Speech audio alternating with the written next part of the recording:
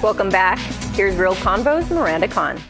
Thanks, Jessica. Maybe you have ADHD, maybe you think you do, or perhaps someone has alluded that you do. Well, today we're going to discuss what exactly is ADHD and how, with the right tools, you can live a more organized and stress-free life with the help of my co-host, Alan Mednick, and ADHD and executive function coach, Brooke Schnittman.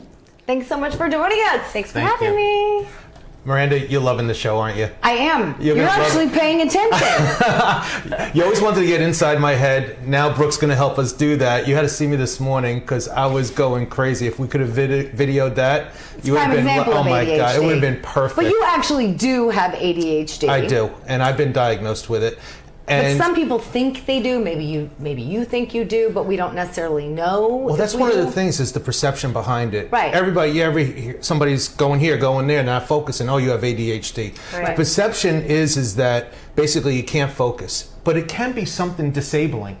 Absolutely. Can you explain exactly what is ADHD? Sure. So everyone thinks of the boy in school who's getting out of his seat, can't sit still, is tapping on the desk, going to the bathroom. And a lot of diagnoses happen in grade school in boys because they typically have that hyperactive, impulsive diagnosis of ADHD. Right. And it seemed like everybody I knew, like for years, every little boy was diagnosed with ADHD and being put on Ritalin, and sometimes I just was curious if that they were being overdiagnosed, if that was just kids being kids, if they needed to go out and be active and maybe cut Too much sugar.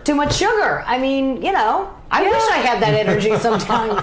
It's so funny that you're saying that because my boyfriend's son, he went to soccer camp yesterday and we suspect he has ADHD. He doesn't have an official diagnosis, but after soccer camp, running around all day, he was literally jumping off the walls and we were jealous. We're like, oh, we want that energy. But back to your question about sugar and phones, digital distraction. My answer to people who ask if there's an overdiagnosis is I think there's an overdiagnosis, a diagnosis, and an underdiagnosis. With more information comes more diagnosis. And there are some wrong diagnoses out there. So explain it though. Like there's a way that you can kind of, right? Yeah. When we're going through it, let's use me for an example. I'm working. We were talking about this before. I'll put stuff on my computer. Yep. And I can't find it. And I think I'm organized. And then you come up with another system and another system and another system. Yeah. Right. So your system is making systems. Right. Okay.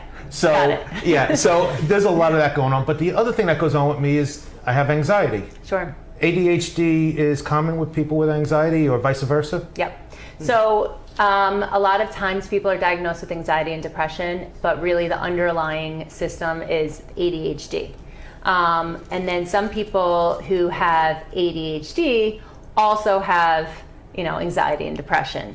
So yes, it's comorbid. There's this big iceberg, and under the iceberg, so you see ADHD out there, but under the iceberg comes with anxiety, depression, OCD, learning disabilities. You actually said something really interesting to me the other day.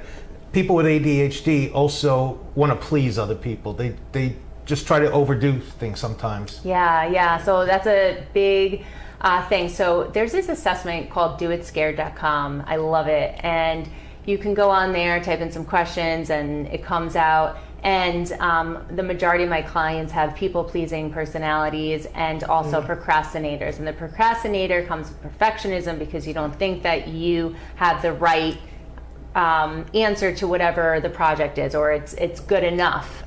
So yes, there's a lot of people-pleasing things that go on with ADHD, and a lot of it can come from disappointment in the past in school, teachers not recognizing certain symptoms. It's really interesting because I know with me, a lot of people are like me and they don't realize it. And when you start hearing what you're saying, I'm like thinking to myself, yeah, that's me. People don't realize that there's something there that they can be helped with. Absolutely. Right, and especially with, COVID going on right now, everything is, people, like you mentioned, anxiety, people who've never really experienced anxiety are. Yes. And depression. Yes. Mm-hmm. And then if you have something like ADHD, I can't even imagine Because your whole world has been turned upside down, right? You need that structure, the amount of systems that you have to create to oh my God. Well, here's another funny thing too. So I'm scattered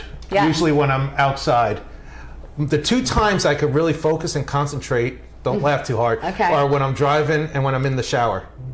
Those are the 2 times that I could really focus and like all my thoughts for the day come through. Yeah, no, I love that. The shower, the water hitting your head is actually scientifically proven that it creates more thoughts. And also there's no stimulus around, so you're just going into that zone of thought. So the worst thing that someone can do to someone who's in that thought zone is this.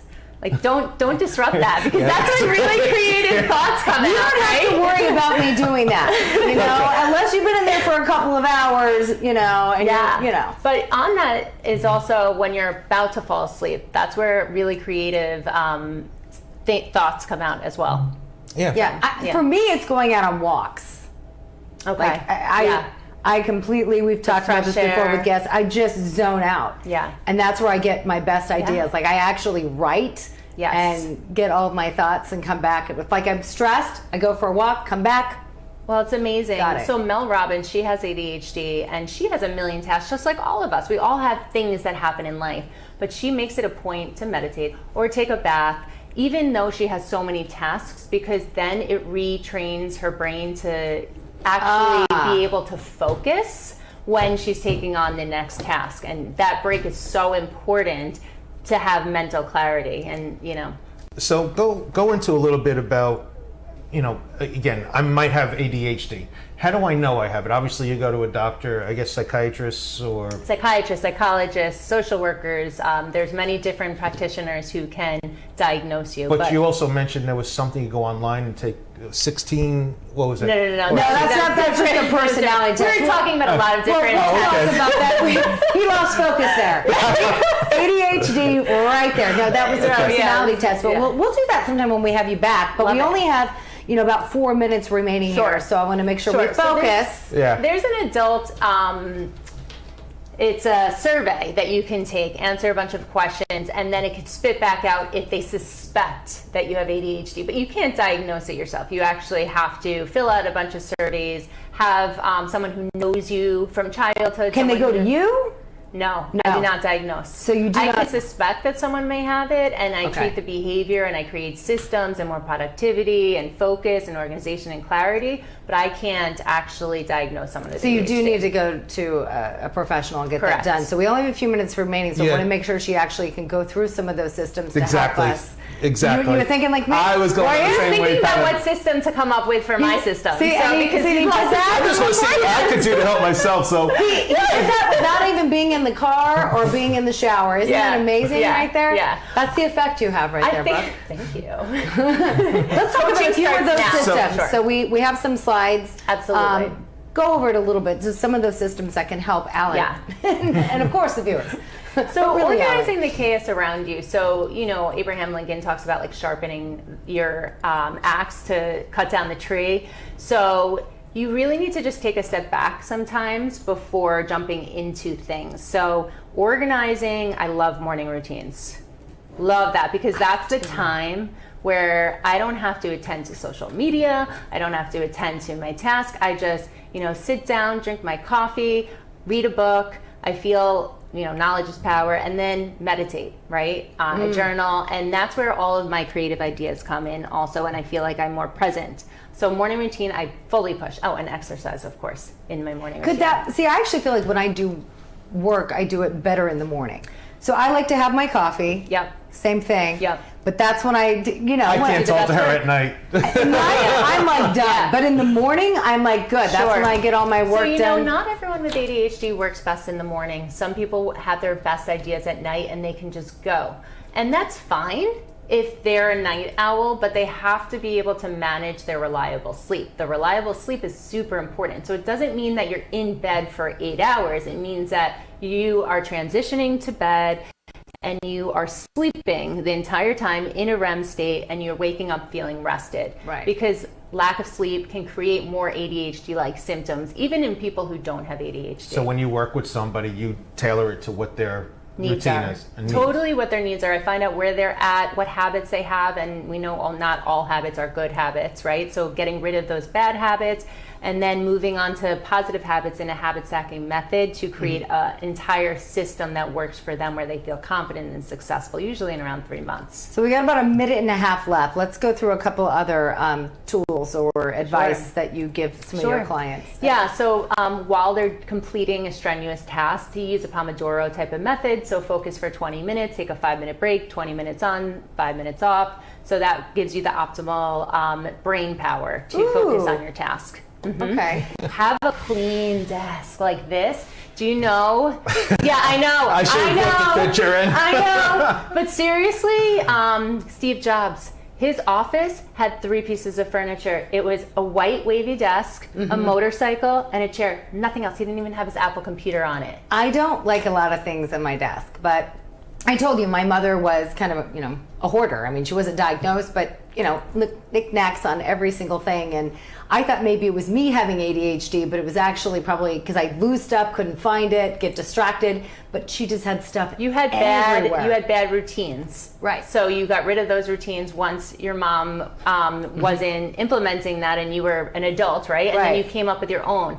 And I help people come up with positive routines for them that work. So, and being consistent in those routines, and it's not about perfection. Right. It's about progress. So And that's hard. with We're running everything- out of time. We've only got about 30 seconds left, but I hope to have you back on again. We're going to have all your information on our website. Yeah, You want to say absolutely.